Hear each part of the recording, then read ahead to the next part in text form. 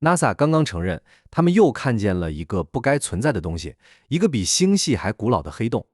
如果這東西最終被證實，那過去幾十年人類關於宇宙形成的理論可能全都要推倒重寫。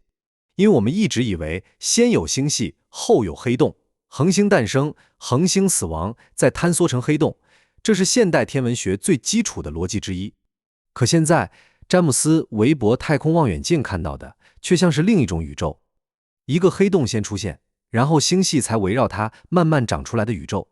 也就是說，也許真正創造星系的根本不是恆星，而是黑洞。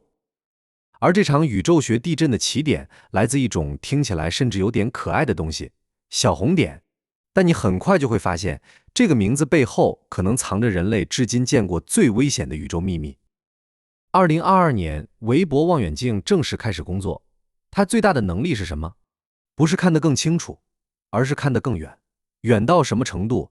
遠到它甚至可以直接看見138億年前的宇宙。因為宇宙中的光需要時間傳播，你現在抬頭看到的太陽其實是8分鐘前的太陽，而韋伯看到的是宇宙剛誕生時留下的過去。它像一台時間機器，不斷朝宇宙最黑暗的年代望去。而就在這過程中，韋伯開始發現一些越來越不對勁的東西。它們很小很紅，卻亮得離譜。科學家最開始以為那只是一些普通早期星系，但問題很快出現了。這些東西太亮了，亮得不正常，而且越來越多，1個、10個、幾十個、上百個，它們像突然在宇宙早期集體冒出來一樣。更詭異的是，這些目標大多存在於宇宙誕生後不到10億年的時期，也就是宇宙還非常年輕的年代。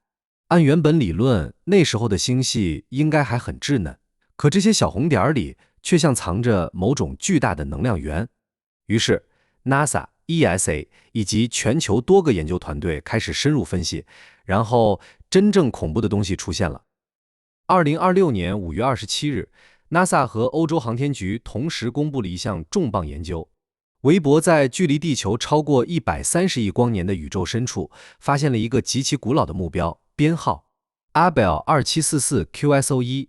名字不重要，真正重要的是，這個東西存在於宇宙大爆炸後僅7億年的時候。那時候，整個宇宙年齡還不到現在的5%，可科學家卻發現，它中心那個黑洞質量已經達到太陽的5000萬倍。你可能覺得5000萬聽起來很多，但真正可怕的不是數字本身，而是時間。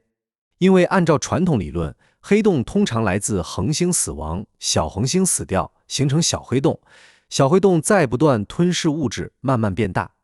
這個過程需要極長時間，但現在的問題是，宇宙才剛出生7億年，時間根本不夠。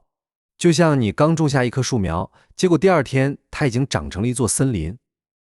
於是整個天文學界開始意識到事情不對了。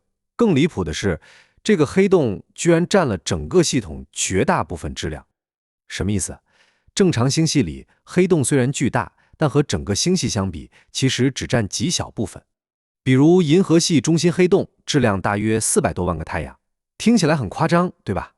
但銀河系恆星數量大約有1000億到4000億顆，所以銀河系本質上依然是星系為主，黑洞只是中心一個點。可 Abell 2744 QSO1 不一樣，它更像一個超級黑洞外面順便包着一點星系。以前是星系中心有黑洞，現在卻像黑洞外面長星系，這就徹底顛覆了。而真正讓科學家開始不安的，還不是黑洞太大，而是這裡幾乎沒有重元素。什麼叫重元素？氧、碳、鐵，這些元素本質上都來自恆星，恆星內部核聚變、超新星爆炸，再把重元素拋向宇宙。所以，如果一個區域重元素很少，通常說明那裡還沒形成很多恆星，甚至還處於宇宙非常原始的階段。可問題來了，這裡明明像宇宙施工現場，卻已經停着一個5000萬太陽質量的超級黑洞。這就像什麼？像一座城市還沒開始建，地下卻已經埋着一台核反應堆。於是，越來越多科學家開始懷疑，這些黑洞可能根本不是恆星演化出來的，它們或許從一開始就不是小黑洞，而是天生巨大。於是，一個沉寂多年的理論再次被推到台前，直接坍縮黑洞。簡單說，宇宙早期某些超巨大氣體雲可能根本沒有先變成恆星，而是直接整體塌縮，一步形成超級黑洞種子。不是先有恆星，而是先有黑洞，然後黑洞再利用引力把周圍氣體瘋狂吸過來，最後逐漸形成星系。而韋伯最近看到的小紅點越來越像這個理論的證據，因為很多小紅點內部都出現了異常劇烈的能量活動，部分目標甚至被發現存在強烈 X 射線，這意味着裡面很可能藏着正在瘋狂吞噬物質的黑洞。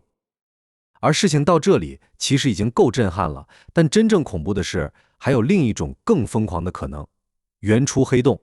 這個理論認為，有些黑洞甚至不是恆星形成的，而是宇宙大爆炸後極早期密度波動直接塌縮形成的。簡單說，宇宙剛誕生時，某些區域密度太高，空間直接壓塌，形成黑洞。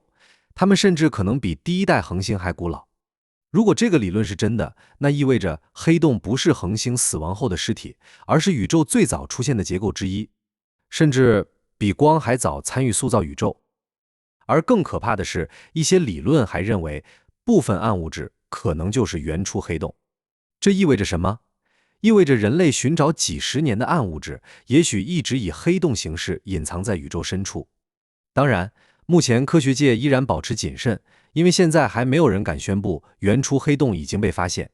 但問題在於，哪怕只是直接坍縮黑洞，也已經足夠顛覆。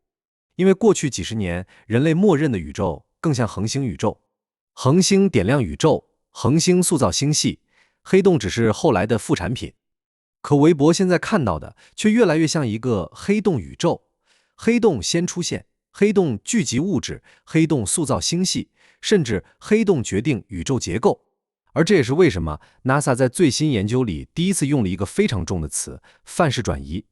這個詞在科學界很少出現，因為它意味着不是修修補補，而是整個理論框架都可能改變。而真正令科學家感到不安的是，如果黑洞真的先于星系存在，那人類關於宇宙誕生的很多理解可能都只是後來的表象。我們一直以為恆星是宇宙最初的光，但也許宇宙最先甦醒的根本不是光，而是一張看不見的引力巨口。它先吞噬了第一批氣體，點亮了第一片宇宙，然後星系才開始圍繞它生長。138億年後，這些東西依然存在，它們藏在幾乎每個大型星系中心，包括銀河系，也包括你現在頭頂這片夜空。而韋伯望遠鏡正在時間盡頭看見這一切開始的地方。所以問題終於回到了最初，到底是星系孕育了黑洞，還是黑洞孕育了星系？也許未來幾年，人類真的會第一次發现，宇宙真正的第一主角從來都不是恆星。這裡是宇宙之思，宇宙很大，人類很小，但是探索星辰大海，我們從未停步。